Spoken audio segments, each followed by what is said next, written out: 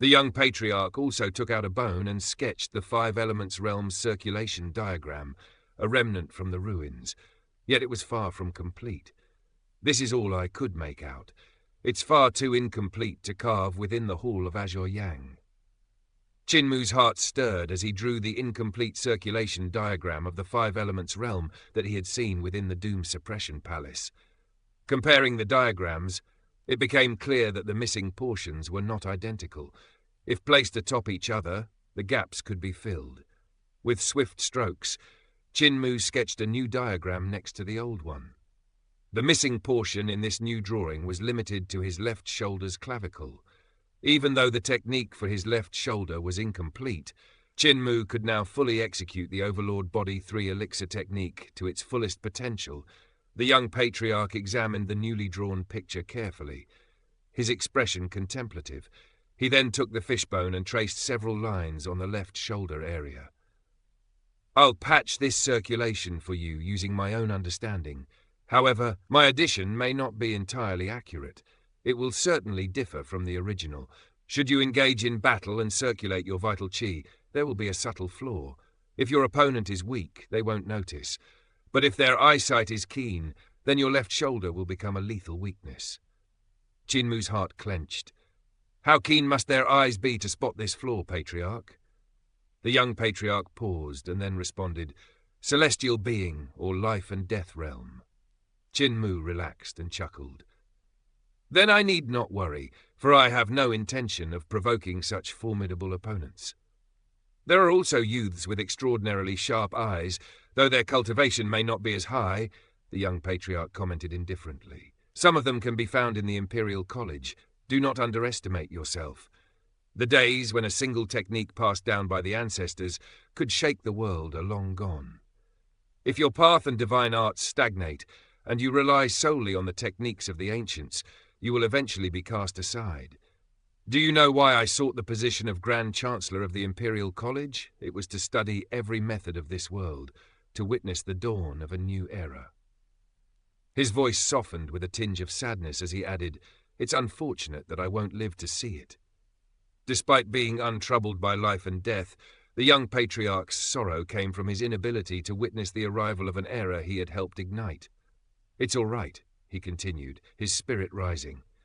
"Though I will not see it, you will. Young cult master, never stop striving, expand your horizons, broaden your mind." Chinmu bade the young patriarch farewell, his heart stirred by the wisdom imparted. This elder had shown him a different path than those in his village.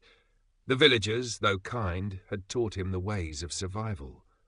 But the young patriarch had guided him to a higher view of the world, to see from the vantage of one who flies high. The height of one's perspective determines the scope of their vision. Chickens and sparrows fly low and can only see the dirt beneath their wings, pecking for worms and seeds. But an eagle spreads its wings and sees 1,000 miles, claiming the land within that vast span. To lead the heavenly devil cult, one must possess the vision of an eagle, capable of seeing far and wide. For Chinmu, the most practical benefit of this encounter was the complete Five Elements realm circulation diagram for the Overlord Body 3 elixir technique. With this, he could continue his cultivation without fear of stagnation in the Five Elements realm. He returned to Scholar's residence and began to circulate his vital chi according to the newly corrected Five Elements realm circulation.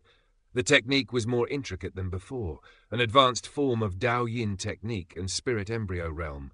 As he executed the Overlord Body 3 elixir technique, his vital chi surged and split into 5, flowing into his 5 elements divine treasure, causing the 5 stars to glow brightly. But instead of the 5 elements annihilating each other, the starlight from the gold element fused with one of his consciousnesses, forming a golden god. This god possessed tiger claws, white fur, a snake hanging from one ear, 2 dragons beneath its feet, and wielded a bronze battle axe. Next, the starlight from the wood element fused with another consciousness, creating a wood god with a human head and bird body, holding a willow whip. Similarly, the starlight from the water element transformed into a water god with red hair, a snake body, and a trident, The fire element created a fire god, stepping on 2 dragons and holding a gourd, while the earth element formed an earth god with 2 doors behind its body.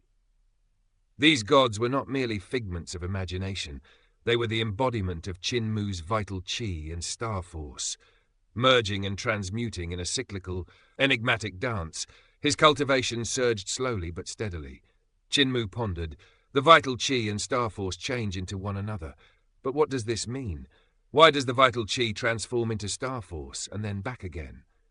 As he meditated on this, he realized his cultivation had subtly increased. His heart eased, satisfied with the results.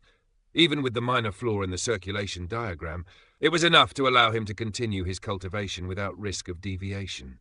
Feeling reassured, Qin-Mu turned his thoughts to other matters. The Imperial College's lessons were about to begin, but he still had to visit Rain Listening Pavilion to fetch Hu Linger and fulfill his promise to see patients at Flower Alley. As he walked outside, a crowd of scholars passed by, their robes fluttering in the breeze. The scholars' residence was located away from the Divine Arts practitioners' quarters, housing only those at Spirit Embryo Realm and Five Elements Realm. Qin-Mu's peers, scholars who had entered Imperial College earlier, had dense cultivation but remained below Six Directions Realm. A scholar stopped and scrutinized Qin-Mu. "Junior brother, I've heard an abandoned person from the Great Ruins has arrived. Do you know where he resides?" Qin-Mu was taken aback. "Why do you seek him?" The scholar sneered. "Abandoned people are nothing but slaves. How can the Emperor allow one to become a scholar in Imperial College? It's an insult to us. We plan to force him to leave. If he stays, how can we show our faces?" Qin-Mu's expression shifted, his gaze flickering. "I see. I've seen this abandoned person. He lives nearby. Shall I take you to him?" The scholars eagerly agreed, and Qin-Mu led them to the end of the scholar's residence. He stopped in front of a secluded courtyard. "This is where he resides. Wait here." Knocking on the door, Qin-Mu was greeted by a circular face peeking out. "Brother Qin," the man stammered. Qin-Mu entered with the group, locking the door behind them. His voice was calm. "Imperial College permits murder, does it not?" The scholars were startled, and one laughed nervously. "Brother Qin, we just wish to teach the abandoned one a lesson. No need for murder. A beating will suffice." Qin-Mu frowned, muttering, "In Great Ruins, no one would bat an eye if I killed a dozen." The moment he spoke, the scholars in the courtyard felt a strange disturbance ripple through the air. A dark cloud loomed above, and rain began to fall, each drop like a call to the elements. The storm's arrival carried a palpable, oppressive force. Deng, deng, deng. It was as though a colossal being, using the heavens and earth as its guzheng, struck the rain with abandon, each note an ominous tremor that shook the very soul. This eerie temperament possessed a supernatural allure, one that reached into the hearts of the listeners and tried to draw out their spirits. As the sound washed over them, their chi scattered, and their consciousness wavered. Their spirit embryos slowed, and their 5 elements became disordered. The air was thick with enchantment, and they couldn't resist the urge to sway, as if compelled by invisible strings. The sinister force grew, resonating deeper within the courtyard, and just as they were about to break free, Qin-Mu acted. His hand moved swiftly, forming a mudra, and with a sudden punch, he unleashed his power. Sunshine refining Yang Soul in the sky. A thunderous roar erupted, shaking the courtyard as if the very heavens had responded to his call. The impact rattled their spirits, and the confusion of their minds intensified. Their will fractured, and they were powerless to resist. The devilish music, a force they had fought to ward off, overtook them, and they found themselves dancing and laughing uncontrollably. Then the temperament twisted, its form changing yet again. In that instant, they were transported to a battlefield where the clash of iron horses and golden spears overwhelmed them. The smell of blood filled the air, and the sight of imminent death forced them to react. Their movements became erratic as they fought back, but the effort was futile. Even the slightest defense led to their consciousnesses being further invaded. As they raised their hands to protect themselves, the force of the temperament overpowered them, and they lost their guard once again. Boom! The courtyard erupted in chaos, with spells flying and martial techniques crashing in all directions. Blood splattered across the ground as many were wounded. Yet the pain allowed them to regain a fraction of their awareness. In the midst of the turmoil, Qin moved like a spectre, his fingers flicking with precision, sending those who had managed to retain some consciousness tumbling away with a single touch. Thunder fingers of the pipa player. His fingers, in perfect harmony with the devilish temperament, played a deadly melody, striking, plucking and strumming to a symphony of destruction. The force that had once driven them to madness now surged with the intensity of thunder, vibrating through the air, shattering their defenses. The sounds of smashing objects reverberated, as if the very earth had cracked under the weight of their struggles. After what seemed like an eternity, silence fell. The storm ceased, and with it the disturbing temperament vanished. Only Wei Yong remained in the courtyard, dancing and singing, unaware of the world around him. Qin ceased his movements, his figure flickering as he stopped the music. The storm above dispersed, and the courtyard, once filled with chaos, was now eerily still. Wei Yong slowly regained his senses, his eyes widening as he surveyed the destruction. The courtyard was littered with footprints, and the flowers had been trampled beyond recognition. What happened? Wei Yong gasped, his voice filled with confusion. I borrowed your courtyard to teach a few blind brothers a lesson, Qin replied with a smile. Your place is secluded, so no one would stop me from making my move. Wei Yong's face twisted in shock, his gaze falling on the bodies hanging from the walls, their heads embedded in the stone.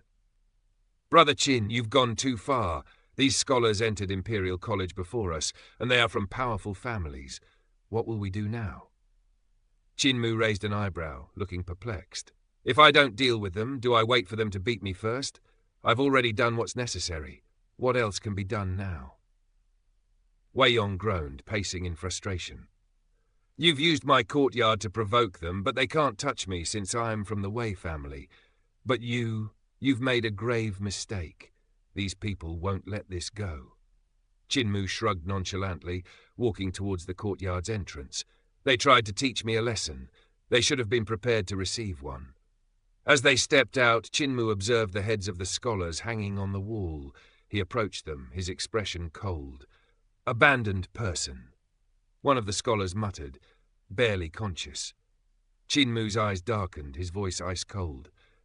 If you dare speak that again, I'll beat you every time I see you. Without hesitation, Qin grabbed the scholar and dragged him forward. His vital qi surged, his hands gripping the man's body as he slammed him against the stone wall. Using the blood that trickled from the scholar's head, he wrote words upon the stone like an ink brush, marking the walls with the scholar's disgrace. With a final strike, the scholar was knocked into the earth, his body buried with only his head exposed. His body twitched as he fainted again. The remaining scholars, one by one, awoke, pulling themselves from the wall. Their faces were filled with shame, their eyes downcast. They had been caught off guard by Qin soul-shaking attack, which had targeted their spirits rather than their physical forms. They had been too focused on defending their bodies, unaware that their souls were vulnerable to his refined technique. Qin had used his enhanced thunder fingers to subdue their souls, rendering them helpless. By the time they tried to fight back, they were already unconscious, their heads embedded in the wall. Wei Yong, now relieved that he wasn't the direct target, spoke up with a smile. I'm from the Wei family, so I'm not involved. Let's just keep this between us. The scholars exchanged glances, one of them sighing deeply. We've been made fools of. Tomorrow we'll restore our honor. Today he caught us off guard, another muttered, but tomorrow he'll regret it. Wei Yong could only shake his head, muttering under his breath. Brother Qin has grown even more powerful. Not only did he defeat Taoist Ling Yun, but now he's created a move that even I couldn't resist. However, now that they've learned from their mistakes, he'll have to face them tomorrow. These scholars may have been in the Imperial College longer than us, but they've studied more too. The floor of Heavenly Records holds the ultimate arts from various sects. They'll strike back. As they left, the scholars passed by Qin courtyard and noticed the blood-stained words written on the wall. The unrivaled one that sweeps the capital, kicking away all 800 Imperial scholars. Above the door, more words were etched, unrivaled in 5 elements. and before the door, one scholar remained half buried in the ground. The scholars' faces darkened with fury. They quickly pulled the man out and swore to return the favour. "We'll leave these words here, and tomorrow we'll make him pay." Meanwhile, Chin-Mu walked away, his mind already moving forward. He had a reputation to uphold and patients to treat. In Flower Alley, he had become a known figure, a divine physician who specialized in treating difficult and rare cases. Nobles sought him out for help, and despite the odd nature of some of the ailments, he never turned anyone away. However, there were those whose conditions defied explanation. 5 soldiers arrived at Rain Listening Pavilion, carrying with them men whose bodies had withered to the point of near death. Chin-Mu observed them, recognizing the symptoms immediately. "This is shaman's poison," he stated. "If you had brought them to me earlier, I could have helped, but now they are beyond saving." The lead soldier grew furious. "How can you say they're dead? They're still breathing." Chin-Mu shook his head. "Their souls have already perished. Their bodies live, but their spirits are long gone. This poison attacks the soul, not the body." The soldier's face turned pale, and he wept. "We came from the borders. They were struck by a mirror from a barbarian with long horns. Since then, they've grown weaker each day. Nothing helps. Our military physician couldn't save them." Chin-Mu sighed. "It's too late. Go back." The soldier, desperate, fell to his knees, but Chin-Mu, seeing his distress, offered a final piece of hope. "I can give you a prescription, though. If you encounter this poison again, it may save them." The soldier, his face brightening, immediately kowtowed in gratitude. Chin-Mu wrote out a prescription for the soldier and offered him a remedy for shaman's poison, called the Pure Yang Refining Bug Pill. As the soldier left, Chin-Mu turned his attention back to his patients, continuing his work with steady hands and a focused mind. The shaman's poison was a strange and deadly thing, aimed at the soul. It couldn't be cured by normal antidotes and required a deeper understanding of spiritual forces. With that knowledge, Chin-Mu was able to offer a solution, one that might save the next soul before it was too late. A short while later, a sedan chair arrived at Rain Listening Pavilion, and an elder in official robes approached Chin-Mu. The man bowed deeply, his voice respectful. "Little divine physician, please help. My family has a patient who has been beyond the reach of all our physicians. I have heard of your abilities and come to ask for your help." Chin-Mu looked the man over. He was a chancellor, based on his robes, and his condition appeared unremarkable. "Your complexion seems healthy," Chin-Mu noted. "Why do you need my help?" The elder sighed. "It is my family member, a patient of great importance. I beg you to come and save their life." Fu Qingyun giggled from the side. "Lord Yan hasn't been to Flower Alley for a long time." The elder flushed with embarrassment. "When did I come here before? Sister Fu, stop joking. Divine physician, please, can you help?" Chin-Mu hesitated but agreed to accompany the elder. The sedan chair lifted off the ground, carried by strong men, and flew through the skies. As they travelled, the capital city spread out before them, and golden lotus flowers bloomed in the sky. Golden-armoured generals stood watch, their formidable presence unwavering as they allowed the sedan to pass unhindered. Chin-Mu lowered the curtain and turned to the elder. "The origin of the patient in your family seems quite significant.